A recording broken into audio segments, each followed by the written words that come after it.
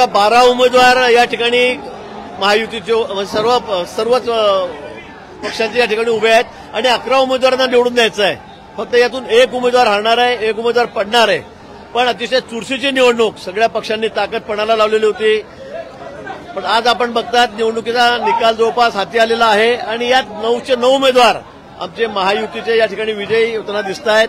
यामध्ये भाजपचे 5, अजितदादा गटाचे 2, शिंदेसाहेबांचे शिवसेनेचे 2 असे 9चे 9 उमेदवार आमचे या ठिकाणी पुढे आहेत. फर्स्ट प्रायोरिटीमध्ये आमचे अनेक उमेदवार या ठिकाणी निवडून आलेले आहेत. आता एका उमेदवारासाठी चुरस आहे आणि सेकंड प्रेफरन्स ही निवडणूक खरं म्हणजे थोडी टेक्निकली त्या ठिकाणी बुद्धिमत्तेची निवडणूक आहे.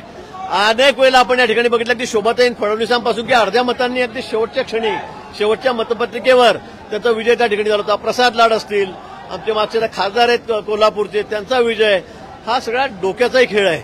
आणि म्हणून प्रेफरन्शियल वोटमध्ये देवेंद्रजी फडणवीस त्यांनी आपलं सगळं कसबपणाला लावून याही वेळेला सगळी रचना केलेली आहे. आणि म्हणून थोड्याच वेळात आपल्याला निकाल येईल की आमचे 9चे 9 उमेदवार या ठिकाणी निवडून येतील. मला वाटतं शेकापचे जयंत पाटील जे आहेत, जे शरद पवार गटाचे उमेदवार होते, ते ज्या ठिकाणी मागे राहतील असं आता तरी प्रथमदर्शी दिसतं आहे. अजून शेवटपर्यंत सांगता येत नाही या निवडणुकीमध्ये. पण निश्चित आम्हाला अपेक्षा आहे, खात्री आहे की 11चे 11 उमेदवार जे येतील त्याच्यामध्ये महायुतीचे 9 उमेदवार आमचे निश्चित असतील.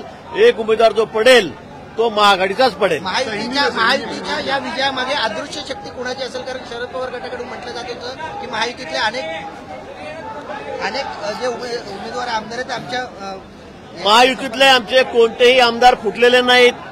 कोणी इकडे तिकडे मतदान केलेलं नाही. सुरुवातीला खूप कंड पिकवल्या गेल्या, हे फुटणार आहेत, ते फुटणार आहेत, भाजपचे फुटणार आहेत, शिंदे गटाचे फुटणार आहेत, अजितदादा गटाचे, शरद पवार गटात जाणार आहेत. पण मला वाटतं निकाल जो लागलेला आहे फर्स्ट पर्सन वोटिंग आपण बघतात त्यावरून आमचा कोणताही मतदार, आमचा कोणताही आमदार या ठिकाणी फुटलेला नाही.